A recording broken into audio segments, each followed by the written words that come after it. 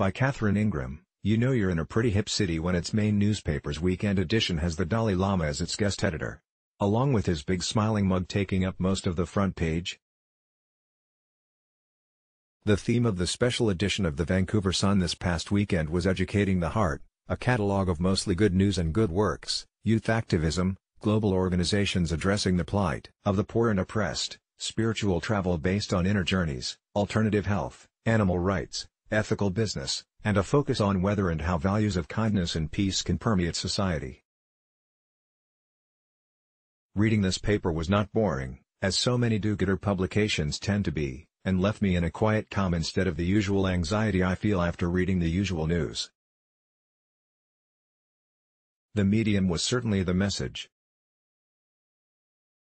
The weekend edition of the paper was the prelude to the Vancouver Peace Summit, a three-day gathering of luminaries including the Dalai Lama, Eckhart Tolle, Maria Shriver, numerous Nobel laureates, and a couple dozen other presenters. To describe the experience of this conference naturally introduces my own biases, like one of the blind men describing a part of the elephant in a way that is unrecognizable to the others feeling a different part.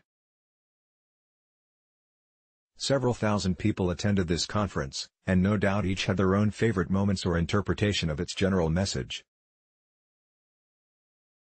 Here are the highlights for me. The Dalai Lama emphasized again and again the need for women to have greater roles in leadership in all fields because, he said, they are biologically more nurturing and have a greater sensitivity to suffering. He feels that our educational system is the domain in which ethics and a connection to the totality of life needs to be taught now that there is a worldwide diminishment of the role of churches and the cohesion of families, arenas which once provided more spiritual and ethical sustenance. Following up on a challenge he made in 2006, he implored the educators and scientists attending the conference to introduce emotional and social intelligence in schools and for the media to start concentrating more on good news, stories that uplift our spirits instead of scaring us to death. Along these same lines, Eckhart Tolle suggested the introduction of awareness training in schools, not just as one of the subjects but as the main subject: awareness of emotions, awareness of thoughts, of other human beings and their thoughts, and for young people to learn to not equate their thoughts with who they are so that a child has a sense early on of his or her own nature and of the nature of the other children. In this regard, British Columbia has an interesting educational program, which came out of the Dalai Lama's earlier challenge in 2006. As described by presenter Clyde Hertzman, the province is implementing programs of emotional learning and a study involving data from several thousand kindergarten teachers who have mapped early social and emotional signs in young children. Hertzman said that right from the beginning of a child's life, the emotional atmosphere in which the child is reared is affecting deep structures of brain development, and that children who grow up around angry faces and punishing circumstances have brains that are, by the time they enter school, structurally different from children who grow up in kindness and a sense of belonging. While it is harder for the disadvantaged children to thrive, it is not impossible to reverse the damage, and there is an emphasis in catching these situations as early as possible.